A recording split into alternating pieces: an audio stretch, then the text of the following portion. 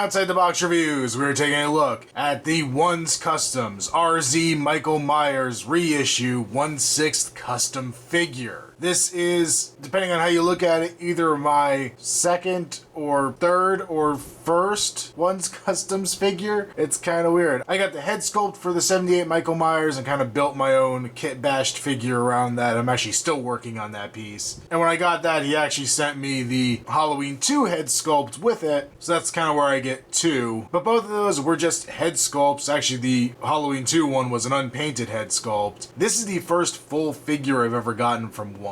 And when I saw the video he did showing this off and saying it was available, I immediately jumped on trying to get it because it just looked awesome. So this figure here is the prototype. I believe the actual run of these are going to be 15 different figures, but I have number 0. For accessories, we get this display base here. This is really cool. It looks like the dirt, muddy floor. I think it's actually supposed to be maybe the basement of that house, the unfinished basement. I could be wrong. But we have all these little footprints in it. But you can see there's blood soaking down to all the little holes here in the mud. There's a lot of great textures in here, both sculpted textures and then painted in different layers of mud and gunk and all kinds of crap in there. We also have some little rocks dotting the surface, which is really cool. It's a really neat looking display base, something very unique for this figure, which I like a lot. It's not a square, it's not a circle like a lot of the standard bases. It looks like it was a mass-produced base at one point, but yeah, there's been so much custom work done to it, I couldn't tell you what it was. Then we have the post back here, and the standard kind of crotch grabber cradle that we're used to seeing mostly with Hot Toys, but I know a lot of other 1/6 companies use it as well. And this is adjustable, so depending on how you have the figure posed, you can move that up and down to be able to hold the figure in the best way possible. We get an incredibly tiny accessory here. It's the photo of young Michael with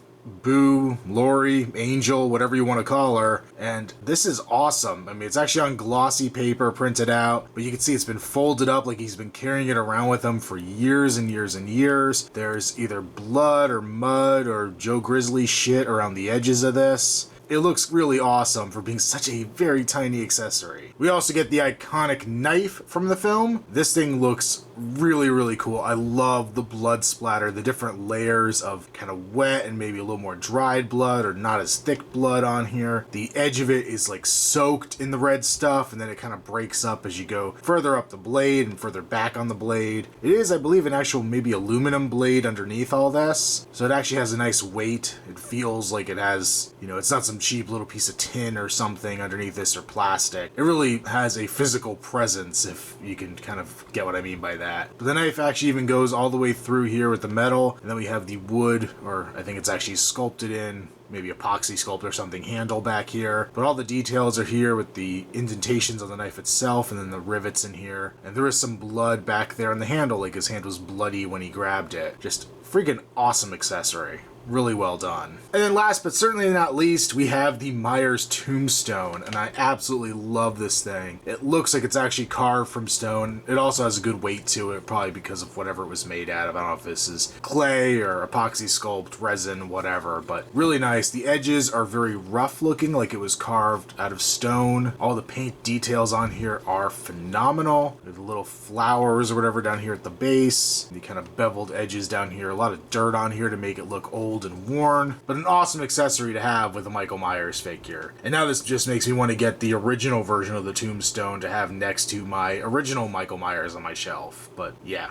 freaking awesome. This figure also came with a certificate of authenticity showing the name of the figure by Ones Customs. It's signed, it's dated, and then it has the number, which is prototype number 0. Usually when reviewing a figure, I go from the head down, but because this is my first full Ones Customs figure, I'm going to go Darth Magnus style on here and start from the feet and go up. And these boots are freaking awesome. They are way cooler than I thought boots could ever be on a figure. They are really nicely detailed. You have all the treads here at the bottom. Lots of gross, muddy gunk all over them, which matches the display base, of course. The laces are sculpted on. They're actually hard sculpted boots. They're not like soft and squishy like some of the 1/6 boots you see. Lots of great stitching details through here. The black is nice underneath. And if you look at the toes on either one, there's some blood splatter, and then like the leather has been ripped away, exposing the metal toe in the boot, which is awesome attention to detail there. even flip him around to the back, you can see intricate stitching and mud and all kinds of grime on here. Going up the legs, of course, we have the snaps here on the side of the coveralls, which are in the movie. We have all kinds of little holes and tiny little weathered details here on the legs. The brown coveralls have kind of a layer of dirt and like black on top of them, and then there's always blood going through all of this, and it's very kind of wet and sticky looking blood. However he applied the paint to these to weather them up, it really makes it look like dried, nasty blood. Going on to the back of the figure, we have the two pockets back here on the back. We have the hammer loop here on the side of the coveralls, which is really nice. All the stitching on here is really, really well done. I believe these are completely custom made coveralls, and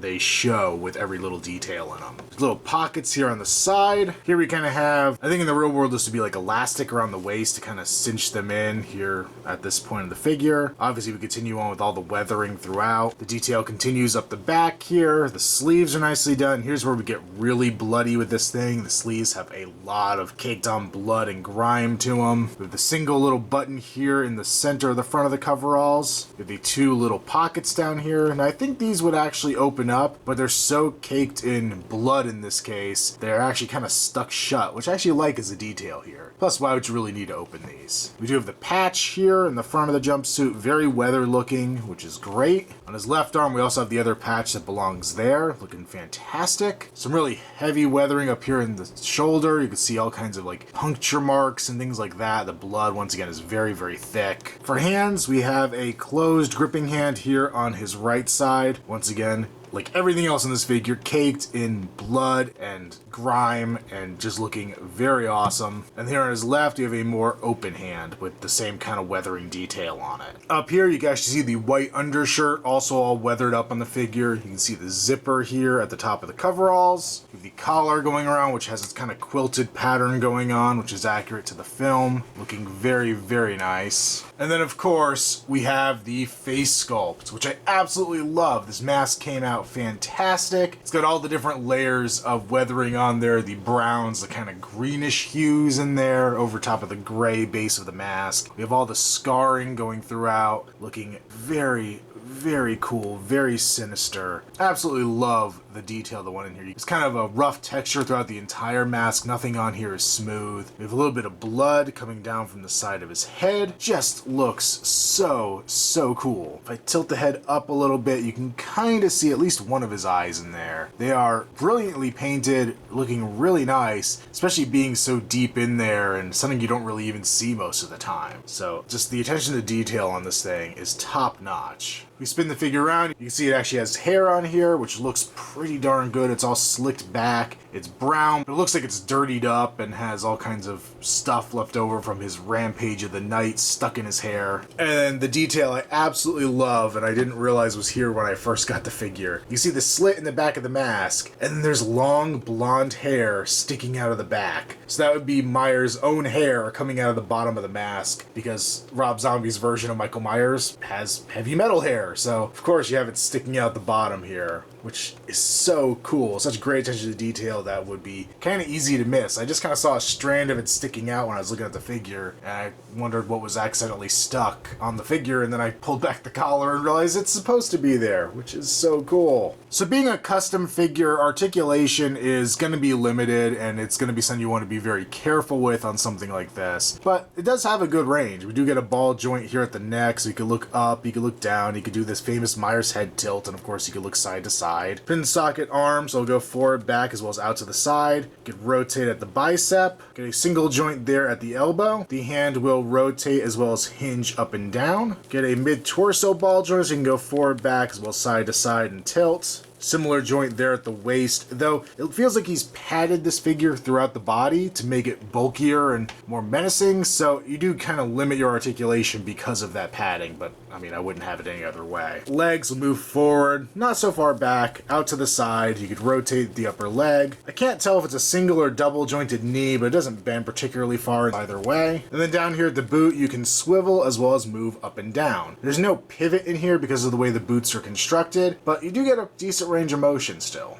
And for a size comparison, here's the Once Customs Rob Zombie Michael Myers next to my kit bashed Michael Myers 1978 using the Once Customs Blackest Eyes 3.0 head sculpt, which I've reviewed previously. Now my figure is using the ZC Toys 1/6 scale muscular figure body, which is supposed to be similar to the True Type 19 from Hot Toys. And you can see the figure that one is used is a much taller figure, which I think puts these guys in fairly decent scale with one another. And then to further compare, here he is next to the Hot Toys DX Terminator from Terminator 2. And you can see he's still a bit bigger than even Schwarzenegger. And both figures kind of have a bulky body here. And you can see it definitely looks like Michael Myers would be a match for Schwarzenegger. So overall, this thing is so freaking awesome. I was so excited just at the head sculpt I have on the 78 Myers, and seeing that level of detail translated throughout an entire figure is absolutely the coolest. There's no spot on this figure that I could look at and be like, yeah,